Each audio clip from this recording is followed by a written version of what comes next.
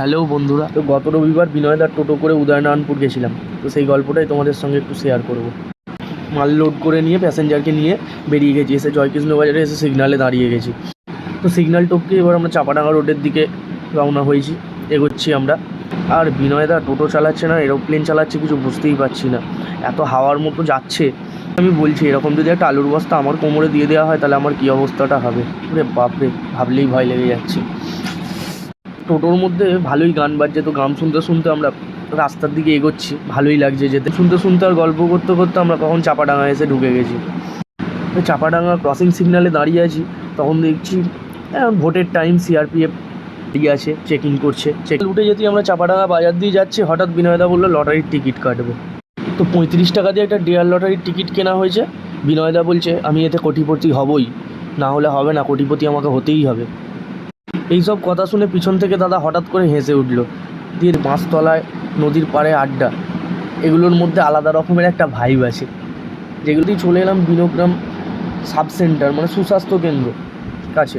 হাওয়ার মধ্যে গাড়িতে যেতে যেতে হঠাৎ ঘুম পেয়ে গেছিলো, তাই ভাবলাম একটু ঘুমিয়ে পড়ি, কিন্তু ঘুমোলে তো হবে না।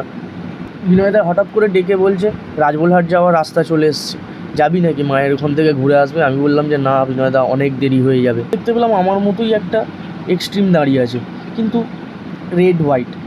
আমার গাড়ির কালারটাই একটা আলাদা রকমের আছে, সবুজ। বোতলের জল শেষ হয়ে গেছিলো, তাই একটা টেপা কল দেখতে পেয়ে বিনয়দা বললো জলটা ভরে নিয়ে আসি। জলটা ভরে নিয়ে আসার পর সবাই মিলে জল ফল খেয়ে আবার রাস্তার দিকে এগোনো শুরু হলো।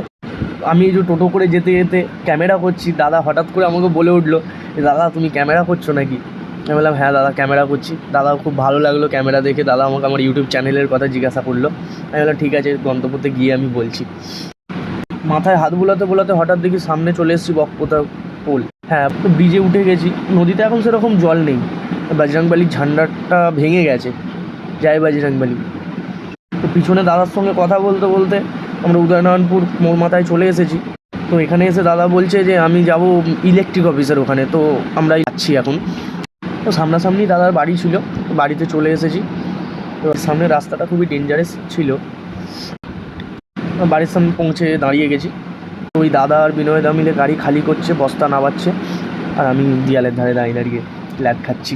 করতে করতে হঠাৎ আমার চোখ গেল যে রাস্তার ওপিটে একটা নতুন মন্দির হচ্ছে। মন্দিরটা খুব উঁচু, খুব সুন্দর দেখতে লাগছে। তাই বিনয়দাকে আমি বললাম যে মাল নামিয়ে দিয়ে যাবো একবার মায়ের ওখানে। মন্দিরটা এসে দেখলাম এটা কালী মায়ের বেদি, খুব সুন্দর মন্দিরটা করা আছে।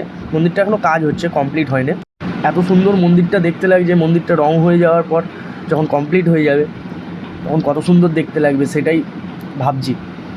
অবশ্যই কমপ্লিট হয়ে যাওয়ার পরে আমি একবার আসবো, এসে দর্শন করে যাব মায়ের, দেখবো। তো বন্ধুরা তোমরাও আসতে পারো, এটা উদয়নারায়ণপুর মোড়মাথা থেকে সামান্য কিছু দূরত্বেই। যে কোনো লোককে জিজ্ঞাসা করলেই বলে দেবে, তোমরাও এসে মায়ের দর্শন করে যেতে পারো। চলে যাচ্ছি আমরা এবার বাড়ির দিকে। তো টাটা বন্ধুরা, আবার পরের ব্লগে দেখা হবে।